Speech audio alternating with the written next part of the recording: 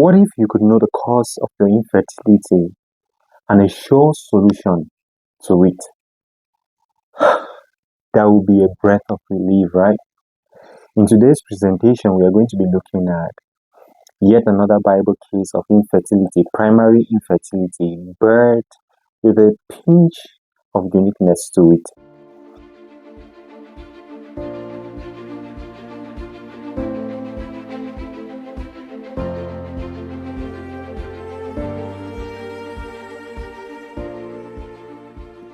It is drawn from Genesis chapter 25, the verses 20 and 21, principally. And I'll read, first of all, verse 20. It says, this is the NIV version.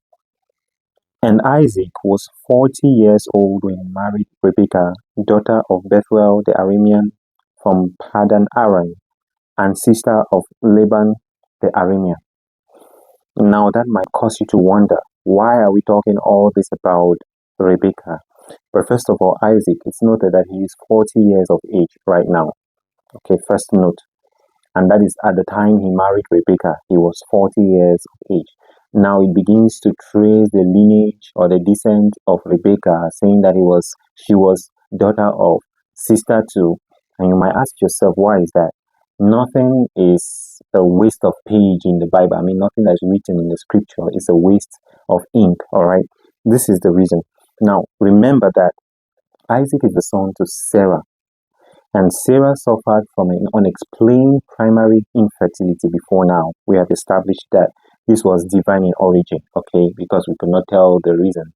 And she clearly stated that there is nothing keeping me except God from conceiving. Isaac's wife, Rebekah, is his cousin.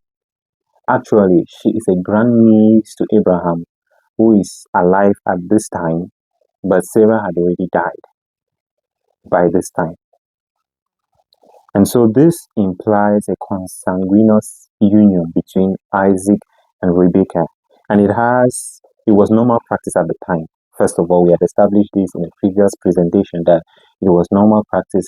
They used this to preserve faith, to preserve culture, and to preserve character.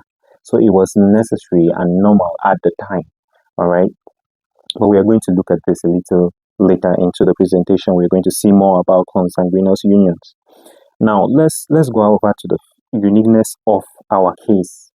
In verse 21, it reads, Isaac prayed to the Lord on behalf of his wife because she was barren. The Lord answered his prayer, and his wife, Rebekah, became pregnant. Rebekah is said to be barren in this text, all right? That is primary infertility. By the time she married Isaac, she was a virgin. She had never gotten pregnant before, all right? And she is not getting pregnant after about 20 years of marriage. Now, the Bible does not tell us the cause of the infertility. Neither does it associate Isaac with the infertility, all right?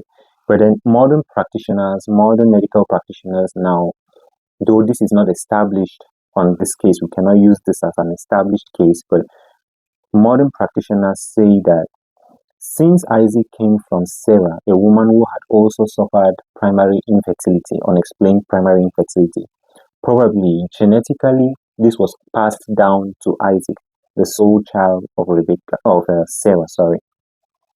And it is proven, all right, it is proven like an interesting genetic male factor that hinders fertility, which is the Klinefelter syndrome. And in this syndrome, the male has an extra X chromosome, making altogether 47 chromosomes instead of 46 that normally a male or a woman should have as well. So the male has an extra X chromosome, and the way it displays itself is that the male might have some female characteristics, all right, a little more of female characteristics than a male should normally have.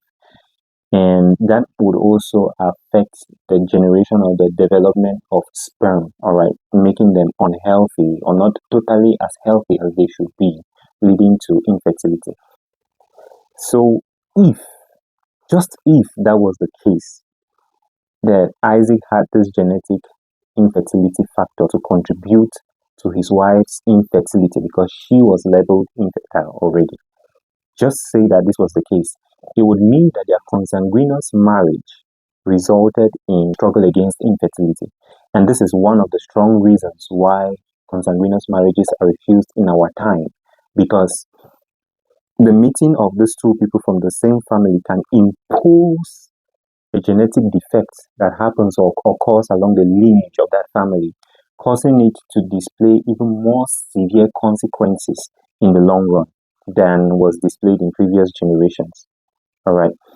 But then let us look at, how do you know that you are suffering from infertility? What are the symptoms that you are suffering from infertility? Some people complain about pelvic pain. Others, they talk about bleeding that could be a little extra to your menstrual cycle bleeding, or bleeding that's not associated at all to your menstrual cycle bleeding. They could also be structural evidences like a penile or penis disorders. But foremost among all these symptoms is the inability to conceive. And then the question pops in, or rather I think, why would you wait to suffer the hurt and the pain of loss of pregnancy, or the total inability to achieve a pregnancy to begin with, or wait for 6 months if you are 35 years and above, or 12 months to be declared infertile? Why would you wait for all that time when you can know your condition, at least know your condition before marriage? Now, diagnosing the cause of infertility could entail anything from simple discussion or conversation at a consultation with a reproductive health specialist or practitioner. Just that some people have gotten the solutions to their problem with infertility. But sometimes it leads from that consultation to blood examination, semen examination, and evaluation of your cycle as a woman, right over to viewing like the scrotum of a man for, let's say, varicose cells, okay, like blood vessels that are really enlarged, abnormally large blood vessels holding a lot of blood in there than usual and accumulating so much heat that is not good, is not healthy for the sperm. So in the long run, causing the sperm to not be healthy enough. All right. Or laparoscopic evaluations to detect an illness like endometriosis in a woman, or structural obstructions along the reproductive path of a woman that would prevent her from being fertile or being able to conceive.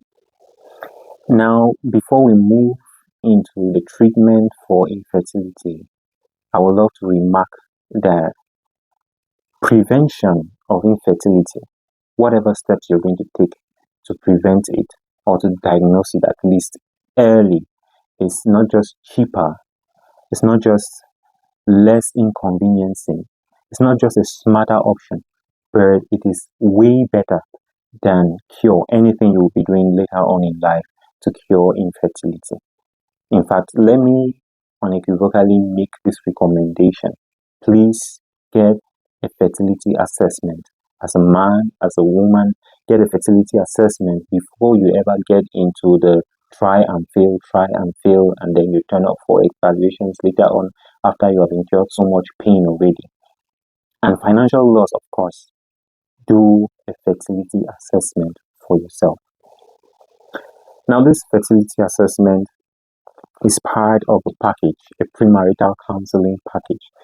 All things that are done for you and your partner to be able to know if you are compatible and can be able to house or host offspring, healthy offspring for that matter. And so it's important to do this. Do your premarital counseling, take your fertility tests, take your genetic testing, please. Very, very important.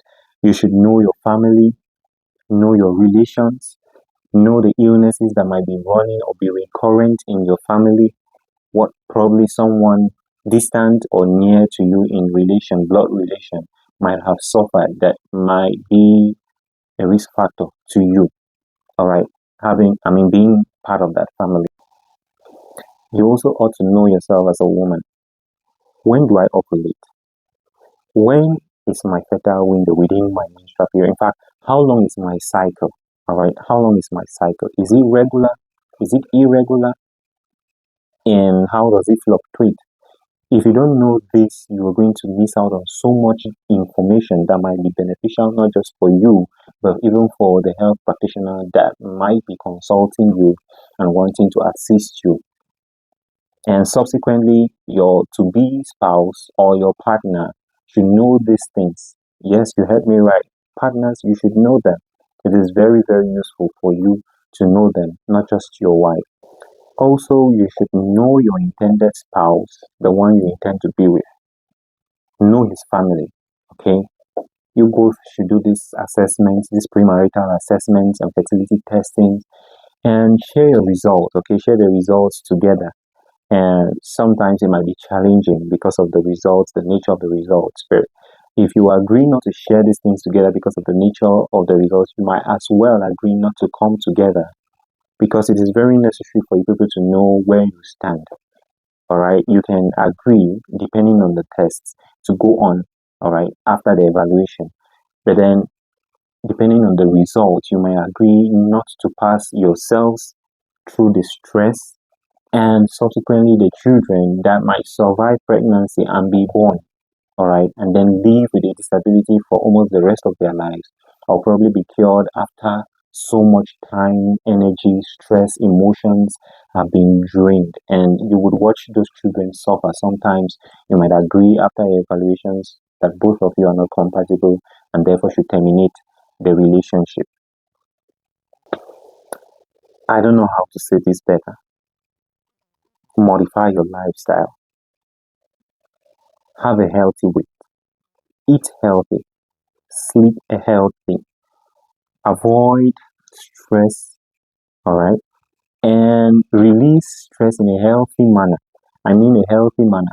Don't release stress in a way that will cause other people stress and yourself even more stress. In fact, one of the ways you can release stress is just by taking, 4 days, just 4 days of your week, you take a 30-minute walk, 30-minute walk, all right?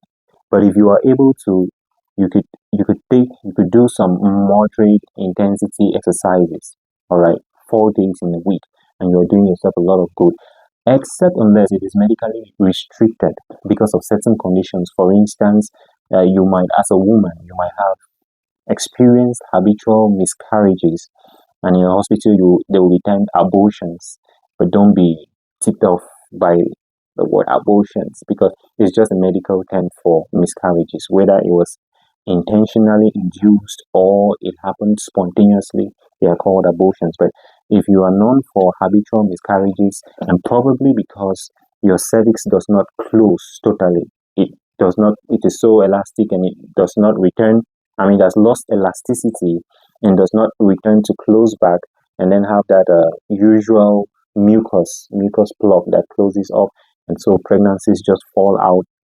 If you have that kind of a condition, sometimes you might be required to rest, and then at a certain time, what we call seclage, or just say the cervix is tied and closed up forcefully. You that is not as painful as it might sound, but it is helpful. A seclage has helped many clients to retain their pregnancies to a certain age, and then the seclage stitch is removed. So, except it is restricted, exercise is very helpful for you.